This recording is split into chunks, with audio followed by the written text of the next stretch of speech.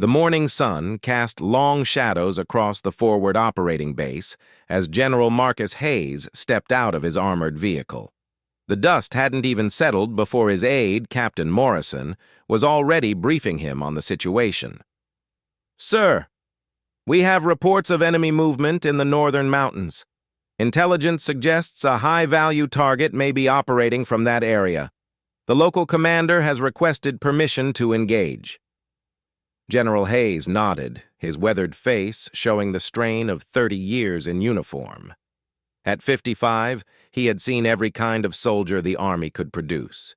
He had commanded units in Iraq, Afghanistan, and now here in this God-forsaken stretch of mountain terrain where every ridge could hide an enemy sniper. "Where's this local commander?" Hayes asked, adjusting his Kevlar vest. "Right there, sir." Morrison pointed toward a figure emerging from a communications tent. Hayes expected to see another grizzled veteran, perhaps someone who had earned their stripes in the same hellholes he had. Instead, he watched as a young woman approached, her uniform crisp despite the harsh conditions. Her blonde hair was pulled back in a regulation bun, and her blue eyes held a confidence that seemed almost out of place on someone who couldn't be more than 25. "General Hayes, sir," she said, snapping to attention. "Staff Sergeant Emma Collins, commanding the sniper team assigned to this sector." Hayes returned the salute, but his expression remained skeptical. He had nothing against female soldiers. He had served alongside plenty who had proven themselves in combat. But something about this young sergeant rubbed him the wrong way. Maybe it was the way she carried herself, as if she belonged in the same conversation as soldiers who had been fighting wars since before she was born. "Staff Sergeant Collins," Hayes said, his tone neutral but cool. "I understand you have a situation that requires my attention." "Yes, sir. We have confirmed movement of what appears to be an enemy sniper team approximately 12 kilometers north of our position. Based on intercepted communications, we believe they're planning to target our supply convoys that run through the valley." Hayes studied the terrain map Morrison handed him. The northern mountains rose like jagged teeth against the sky, offering countless hiding spots for enemy fighters. The valleys between them were narrow choke points, where convoys would be sitting ducks for a skilled marksman. "What's your recommendation?" "Sergeant." Collins moved to the map, pointing to a specific ridge. "Sir, I believe we can neutralize the threat from here. It's an elevated position that provides clear sight lines to their most likely hiding spots." "And what's the range to target?" "Approximately 3,000 meters, sir." Hayes almost laughed. 3,000 meters. This young sergeant was talking about making shots that would challenge even the most experienced snipers in the military. The effective range of most sniper rifles was considerably less than that, and hitting a human target at such distance required not just exceptional skill, but perfect conditions and a considerable amount of luck. "Sergeant, I appreciate your confidence, but 3,000 meters is beyond the capability of most sniper systems." "Are you certain about this assessment?" Collins met his gaze without flinching. "Sir, with respect, I'm not talking about most sniper systems." She led him to where her equipment was staged. Hayes followed, curious despite his skepticism. When they reached the position, he stopped short. Lying on a bipod was a Barrett M107A1, the legendary 50 caliber rifle that had earned its reputation in conflicts around the world. The massive weapon looked almost too big for the slender woman standing beside it, but Hayes noticed immediately that it had been meticulously maintained. Every surface gleamed, and the scope mounted on top was clearly high-end optics. "This is your weapon, Sergeant?" "Yes, sir. I've been working with the Barrett platform for 3 years now. I know its capabilities." Hayes knelt beside the rifle, running his hand along the barrel. The weapon was worth more than most soldiers made in a year, and it required considerable training to use effectively. More importantly, it required the kind of physical strength to handle the massive recoil that would challenge even experienced shooters. "And you're qualified on this system?" "Yes, sir." I completed advanced sniper school at Fort Benning, then specialized training on the Barrett platform. Hayes stood up, dusting off his knees. Fort Benning's sniper school was no joke. It had a washout rate of over 60%, and those who graduated were considered among the best marksmen in the military. Still, completing the school was one thing. Using those skills in actual combat was something else entirely. Sergeant, I'm sure you're well trained, but I need to be realistic about what we can accomplish here. 3,000 meters is an extreme range, even for this weapon system. The environmental factors alone, wind speed, temperature, humidity, make it nearly impossible to guarantee a hit. Collins nodded. You're absolutely right, sir. It is an extreme range. That's why I've been studying the weather patterns in this area for the past 2 weeks. I've mapped the wind patterns, calculated the ballistic coefficients for different atmospheric conditions, and ranged multiple reference points in the target area. Hayes found himself impressed despite his reservations. This kind of preparation spoke to a level of professionalism he hadn't expected. Still, preparation was one thing. Execution was another matter entirely. Have you ever made a shot at this range before? Sergeant? Collins hesitated for just a moment. Not in combat, sir. But I have engaged targets at similar ranges during training exercises. Training exercises. Hayes almost sighed. There was a world of difference between punching holes in paper targets on a controlled range and trying to hit a moving enemy who was shooting back. The stress of combat changed everything: heart rate, breathing, fine motor control. Even the best soldiers sometimes found that their range skills didn't translate to battlefield effectiveness. Sergeant, I appreciate your enthusiasm, but I need to consider the risks here. If we reveal our position with an unsuccessful shot, we compromise the entire operation. Sir, I understand your concern, but if we don't take this opportunity, those convoys are going to be sitting ducks. American soldiers are going to die. Hayes studied her face. There was something in her eyes, a quiet confidence that went beyond youthful bravado. He had seen enough soldiers to recognize the difference between those who talked a good game and those who could actually deliver when it mattered. What do you need from me, Sergeant? Permission to engage, sir, and... She paused, glancing at the Barrett. I'd like you to observe the shot.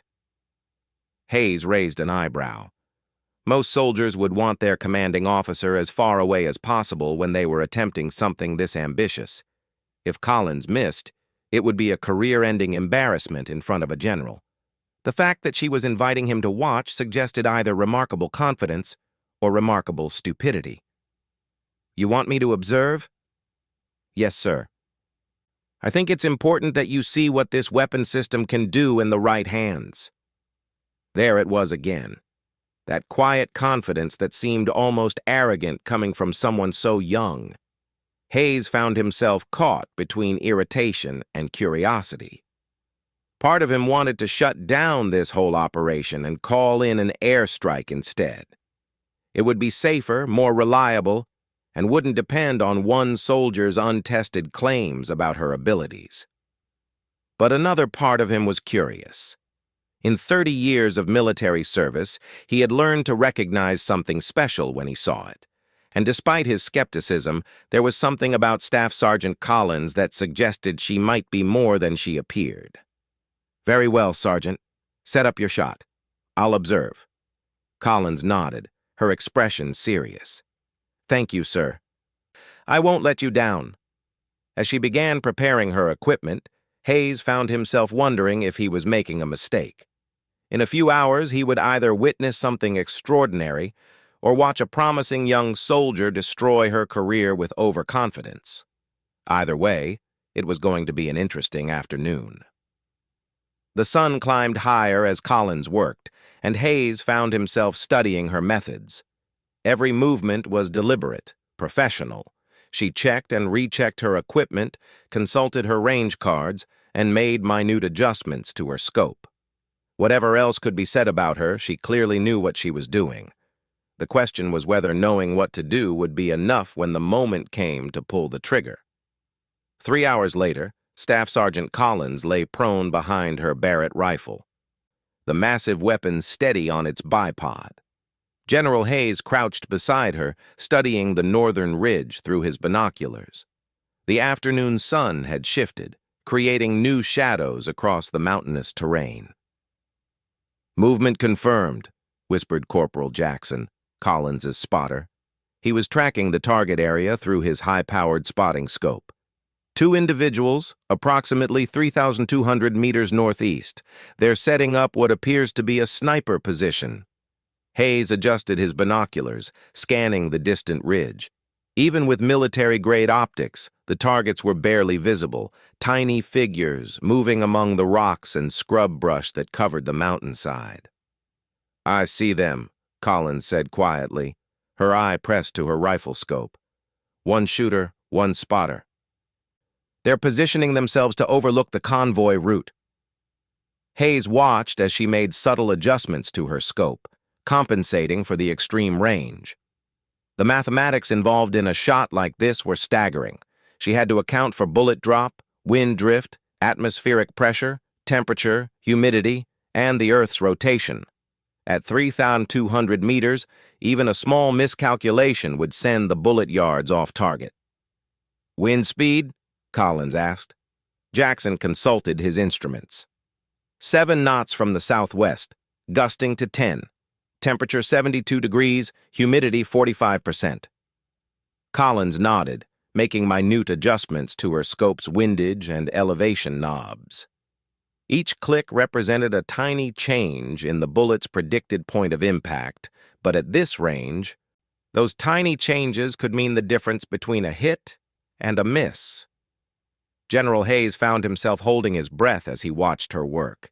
In all his years of military service, he had never observed a shot attempt at this distance. Most sniper engagements took place at ranges of 800 meters or less. What Collins was attempting was beyond the normal parameters of battlefield shooting. "Sir," Collins said quietly, not taking her eye from the scope, "before I take this shot, there's something you should know." Hayes leaned closer. "What's that, Sergeant?" "This isn't my longest confirmed kill."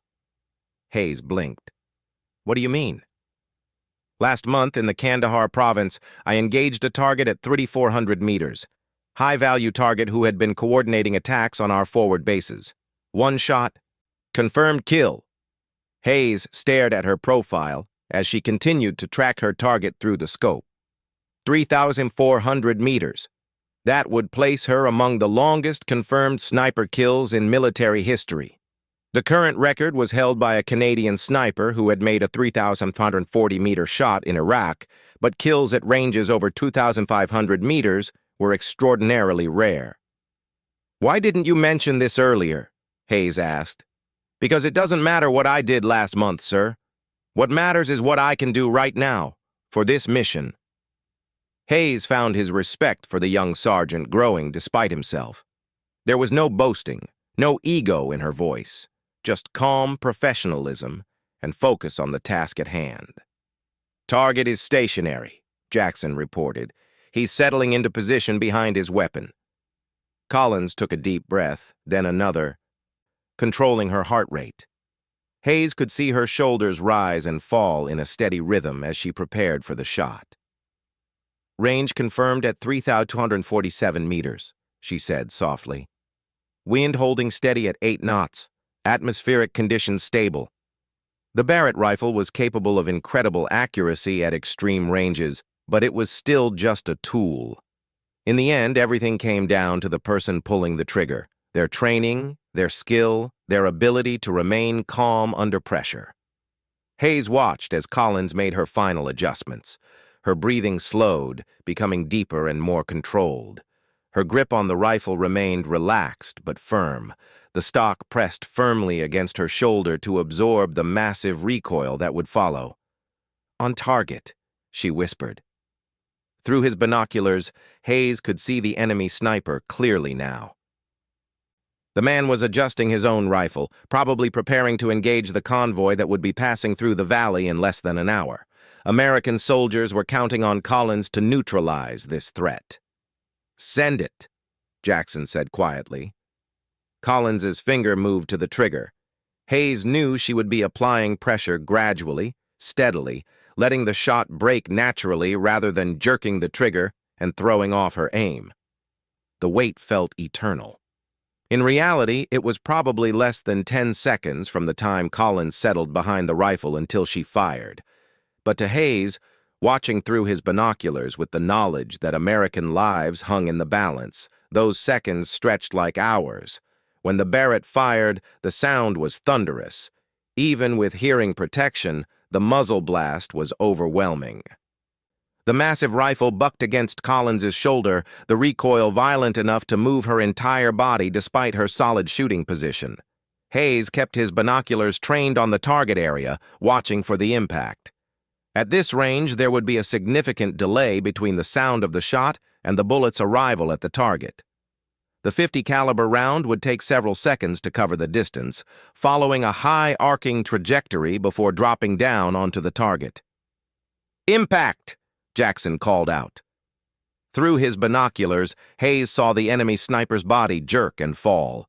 The figure behind the rifle collapsed instantly, the distinctive motion of a catastrophic hit. There was no movement, no attempt to crawl to cover. The shot had been immediately lethal.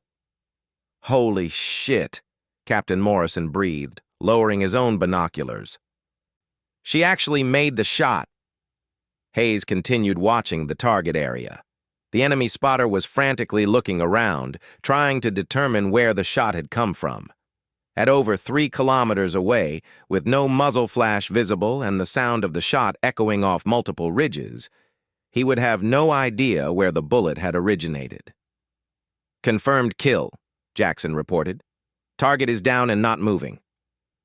Collins worked the bolt of her rifle, ejecting the spent cartridge and chambering a fresh round. Her movements were smooth and professional, ready for a follow-up shot if needed. "Outstanding shooting, Sergeant," Hayes said, and meant it. Collins remained in position, continuing to monitor the target area through her scope. "Thank you, sir. The spotter is still active. Recommend we maintain observation in case he attempts to continue the mission." Hayes nodded, impressed again by her tactical awareness. Lesser soldiers might have been celebrating the successful shot, but Collins was still thinking about the larger mission. The enemy spotter could potentially still pose a threat, even without his primary shooter. They watched for another 20 minutes as the enemy spotter finally retreated, dragging his deceased partner's weapon with him. Only then did Collins safe her rifle and sit up from her shooting position. "Threat neutralized, sir," she reported. "Convoy route is secure." Hayes studied her face, looking for any sign of the shot's emotional impact.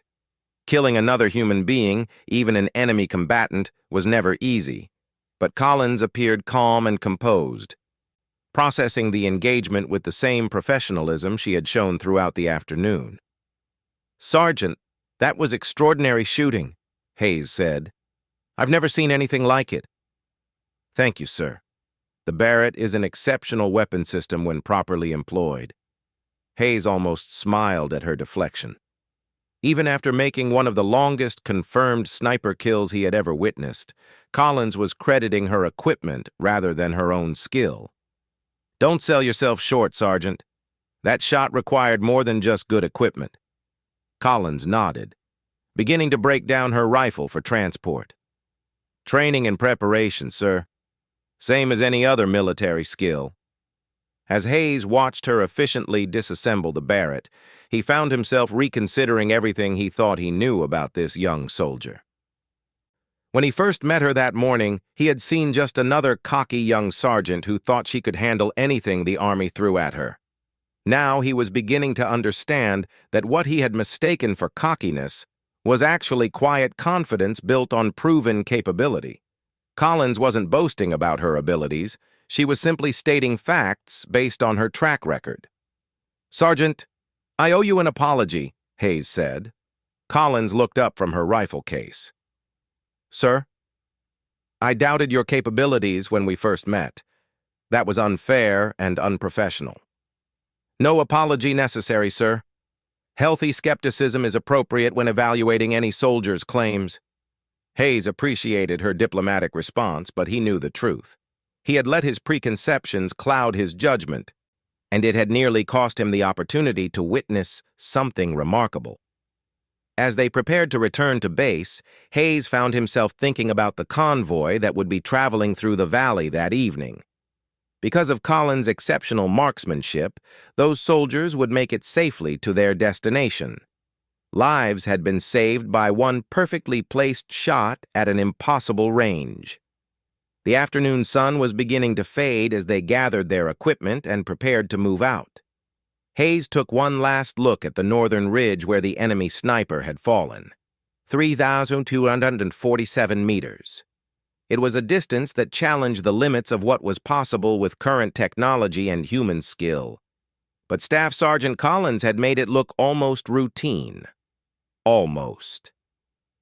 Back at the forward operating base, General Hayes found himself unable to stop thinking about what he had witnessed. As the convoy reported safe passage through the valley that evening, he realized the full impact of Staff Sergeant Collins' shot. 12 American soldiers had made it safely to their destination because of her exceptional marksmanship. That night, Hayes sat in his temporary command post, reviewing the after-action report that Captain Morrison had prepared. The official language was dry and technical, but the facts were undeniable. Enemy sniper neutralized at 3,247 meters, threat to convoy eliminated, 0 friendly casualties. "Sir," Morrison said, entering the tent with a steaming cup of coffee. "I've been doing some research on Staff Sergeant Collins." Hayes looked up from the report. "What kind of research?" Morrison handed him a tablet displaying Collins' military record. "Her personnel file, sir. I thought you might want to see her background." Hayes accepted the tablet and began reading. What he saw surprised him.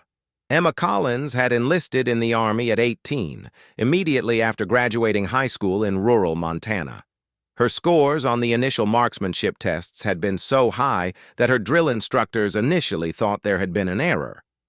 She completed basic training at the top of her class, then advanced infantry training where she again demonstrated exceptional shooting abilities. From there, she had been selected for sniper school at Fort Benning. The course had a reputation for being one of the most demanding in the military, with a failure rate of over 60%. Collins not only graduated, she finished second in her class and set new records on several marksmanship tests. But it was her combat record that truly impressed Hayes. In 3 deployments, Collins had accumulated 47 confirmed kills, with an average engagement range of 1,800 meters. Several of her shots had been made at ranges exceeding 2,500 meters, distances that most snipers would consider impossible. "Morrison, this is incredible," Hayes said, scrolling through the record. "Why hasn't she been put in for promotion? With this kind of performance, she should be a sergeant first class at minimum." "That's what I was wondering, sir. So I dug a little deeper." Morrison pulled up another file on the tablet.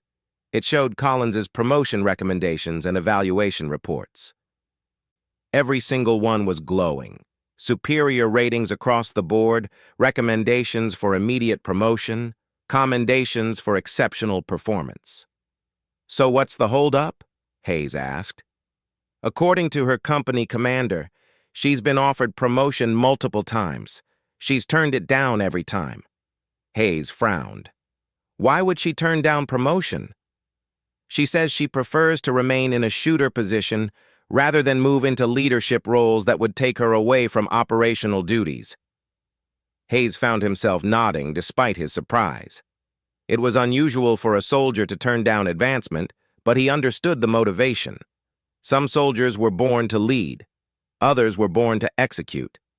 Collins clearly fell into the latter category. She wanted to remain where her skills could have the most direct impact. "There's something else, sir," Morrison continued. "I contacted her previous unit commanders to get their assessments." He handed Hayes a printed sheet containing quotes from Collins's former commanders. Hayes read through them. his respect for the young sergeant growing with each line. "She's the most naturally gifted marksman I've ever seen in 20 years of military service." Major Robert Chen, 3rd Infantry Division. Collins has single-handedly eliminated more high-value targets than entire sniper platoons. Captain Sarah Walsh, 82nd Airborne Division. Her ability to make shots at extreme ranges has saved countless American lives. Colonel Michael Rodriguez, Special Operations Command. "Sir," Morrison said quietly, "I think you need to see this." He flipped to the last page of Collins' file, which showed her authorized awards and decorations. Hayes's eyes widened as he read through the list. Bronze Star with Valor, Purple Heart, Army Commendation Medal with 3 oak leaf clusters, Combat Infantry Badge, and several other decorations that spoke to exceptional service under fire. But it was the entry at the bottom that made Hayes stop cold. Expert Sniper Badge with 3,200-meter qualification, he read aloud. Morrison nodded. "That's an unofficial badge that Special Operations Command created for snipers who can demonstrate confirmed kills at ranges exceeding 3,000 meters. There are only 6 soldiers in the entire U.S. military who have earned it." Hayes stared at the entry. The badge Collins wore on her uniform wasn't just decoration. It was proof of capabilities that bordered on the superhuman. A 3,200-meter qualification meant she had not only made shots at that range in combat, but had done so consistently enough to meet the stringent requirements for the badge. "I need to see her," Hayes said, standing up from his desk. 20 minutes later, Hayes found Collins in the armorer's tent, meticulously cleaning her Barrett rifle. Even though the day's mission was complete, she was maintaining her equipment with the same attention to detail he had observed throughout their engagement. "Sergeant Collins," Hayes said, approaching her work area. She looked up and immediately stood at attention. "General Hayes, sir." "As you were, Sergeant. Please, continue with your maintenance." Collins returned to her work, but Hayes could sense her curiosity about his unexpected visit. "I've been reviewing your personnel file," Hayes said, taking a seat on an equipment crate nearby. "It makes for interesting reading." Collins continued cleaning the Barrett's bolt assembly, not responding immediately. 47 confirmed kills, Hayes continued. Average engagement range of 1,800 meters, 3 Bronze Stars, and a sniper qualification badge that only 6 people in the military have earned. Now Collins did look up, her expression cautious. "Yes, sir." "Sergeant, why didn't you mention any of this when we first met?" Collins set down her cleaning rod and met his gaze directly. "Sir, with respect, my record speaks for itself when it needs to. Today's mission required results, not credentials." Hayes found himself smiling despite himself. Even now, after proving her exceptional abilities, Collins was deflecting attention from her achievements. There was no ego, no desire for recognition, just quiet professionalism and a focus on the mission at hand. "That badge on your uniform," Hayes said, pointing to the small emblem on Collins's chest. "The Expert Sniper Badge with the 3,200-meter qualification. Tell me about that." Collins glanced down at the badge, then back to Hayes. "It recognizes demonstrated proficiency at extreme ranges, sir. It's awarded based on confirmed combat performance rather than range scores." "How many times have you made shots at ranges exceeding 3,000 meters?" Collins was quiet for a moment, as if calculating. 11 confirmed kills, sir, ranging from 3,040 to 3,540 meters. Hayes felt his jaw drop. 11 shots at ranges exceeding 3,000 meters. What he had witnessed that afternoon wasn't a lucky shot or an exceptional performance. It was routine for this young soldier. 3,540 meters, Hayes repeated.